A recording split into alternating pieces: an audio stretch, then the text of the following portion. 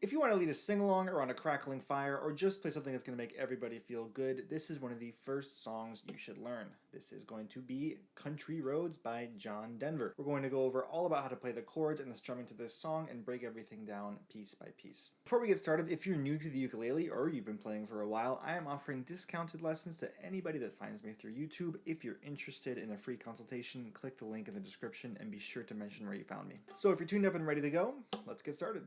So today we're going to play this song in the key of G. If you want to play along with the original recording, you'll need to put a capo on the 2nd fret to play it in the key of A. For a lot of us though, the key of G is going to be a little bit more comfortable to sing in, so it might be better to learn it in G, and then if you need it a little bit higher, you can use the capo on the 2nd fret. The verse is going to be the same thing every time we play it. Luckily for us, it's not going to change at all. So we're going to start with a G. By the way, each one of these chords, we hold it kind of like double length. So it'll be like 1, 2, 3, 4, 1, 2, 3, 4, like 2 measures of each chord. So we start with a G, then we go to an E minor, like this. So this transition is a little bit funky because every finger has to change position a lot. So there's another way to do it. We could keep our G formation like this and stick our pinky onto this 4th fret here, right? On the 4th fret, 3rd string with our pinky. That makes the switch just 1 finger. Okay, so we're using our weakest, least coordinated finger for that. So in the end, it might not be as much benefit for that reason. So you're welcome to choose whichever one you like. I'm probably going to go like this. But this could make it easier for you if you feel like you have the flexibility. After that E minor, we have a D chord. So switching between those two, not incredibly easy. So what I would propose is that we go E minor, see how the fingers are, like this, 1, 2, and 3. We can play the D chord with that same fingering 1, 2, and 3 with the pointer on the 2nd string, and just squish everything into the D shape. And to me that feels less abrupt than having to turn my whole hand to get the pointer finger onto the 4th string. Okay, so that's the difference between this and this. Neither is incredibly comfortable, right? It's just the D chord is one of those things on the ukulele that just doesn't feel great. I would recommend that you try to get that 1, 2, 3 fingering there going. After the D, we have a C chord, and back to G. Then we repeat that whole cycle again, okay? So it's like a G, an E minor, a D, and then a C, and then a G. I want to remind you guys that all the materials for today's lesson are on my website. The link is in the description. And let's move on to the chorus. This brings us to the chorus, which has got to be in the top 10 most iconic of all time. Everyone knows it. Everyone is going to want to sing along. And it starts on a G like this. Country roads, right? We have a G right here, and then a D chord, an E minor, and then a C. If you've been playing ukulele for a while, you know that's a very, very typical progression, right? Thousands and thousands of songs use that exact same chord progression. Okay, so the second half of the chorus goes a G to a D to a C to a G. G, D, C, G. Okay, here we have the bridge, which is just another really nice section, even though it only happens one time. By the way, just so we're clear on the vocabulary, we usually call a contrasting section of a song that only happens one time a bridge. It starts on E minor, D,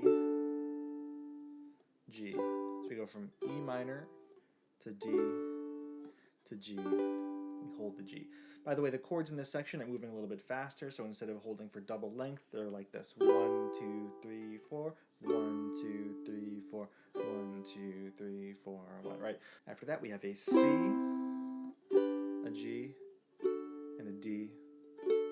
Nothing we can't handle. We switch between these chords a million times. Here we have an interesting moment right at the end of the bridge where we have a chord from outside of the key of G. So far, all of these chords have been in the key of G. So we're actually going to introduce a chord from the key of C. Check this out. So we have E minor, and then F, C, and then G. E minor, F, C, G. To end the bridge, we have a D chord, followed by a D7 chord. So the way we're going to play the D to D7 transition is to play the D chord, take off the pointer, and move our middle finger where that pointer was. Just gives us a little more space so we can get rid of that scrunchy, squished in feeling that playing the D chord can give us. Check this out. Like that. So the strumming pattern goes like this. We'll go down, down, up, down, up, down, up. I like to put little accents on the second beat and the fourth beat like this. Down, down, up, down, up, down, up. Or 1, 2, and 3, and 4, and that gives it kind of like a driving train, chugga chugga chugga chugga kind of vibe that really works for this style. If adding the accents feels a little complicated, you can always skip it and consider it a goal for a later time after you get all the chords and the strumming down for this song. In tempo, it'll sound a little something like this. 1, 2, and 3, and 4, and 1, 2, and 3, and 4, and down, down, up, down, up, down, up, down, down, up, and so on, okay? I don't know about you guys, I'm ready for a little bit of a play along, so we're going to run through a couple of these sections so you can have something to play along with, practice the chord transitions and the strumming. Remember that you can always slow down the speed of a YouTube video in case I'm playing it too fast. We're still going to play it a little bit slower than the album tempo, just for ease of learning. It'll be easier for me as well. And we're going to do a verse, a chorus, a bridge, and then one more chorus. So we're going to start with a few strums just on a G chord to introduce the song. So here we go. 1, 2, 1, 2, 3, 4. Almost heaven, West Virginia, Blue Ridge Mountain, Shenandoah River. Life is old there, older than the trees, younger than the mountains, growing like a breeze. Country roads take me home to the place I belong. West Virginia, mountain mama, take me home. Country roads, I hear a voice in the morning, how she calls me. The radio reminds me of my home far away. Driving down the road, I get a feeling that I should have been home yesterday. Yesterday, country roads take me home to the place I belong.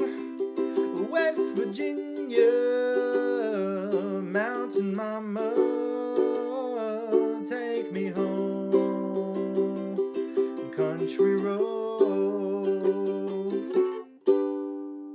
If you're curious about that ending I put on there, that's going to be a G and then a D7 and a G. Very common ending. I want to drive home this lesson. It's very simple. I know I say this every video, but you just have to keep it going. The only thing you have to do when you're playing music is not stop. Just don't stop. Never stop, okay? And you'll notice if you go through what I just played, you're going to find all kinds of instances where I'm not playing the exact same strumming pattern. The important thing is to feel the music, keep going, keep that timing going, and that's how you get better. You don't get better by stopping. I know it seems kind of paradoxical, like if you stop and fix it, won't you get better? And really, the skill is not having to stop and fix it. And the only way to do that is to keep going. Anyway, that brings us to the end of our video. Thank you so much for choosing to learn with me today. You've made a good choice learning this song because it's one that we all know. Everyone likes to sing along at the top of their voice, and at the end of the day, music is for making ourselves and the people around us feel good. So even if you're struggling, keep that in mind. It is worth it because if you can do this, you can help people. If you found today's video helpful, please like and subscribe. I'm always accepting requests for new songs to cover, so if you have any ideas, feel free to let me know in the comments. Until next time, happy practicing.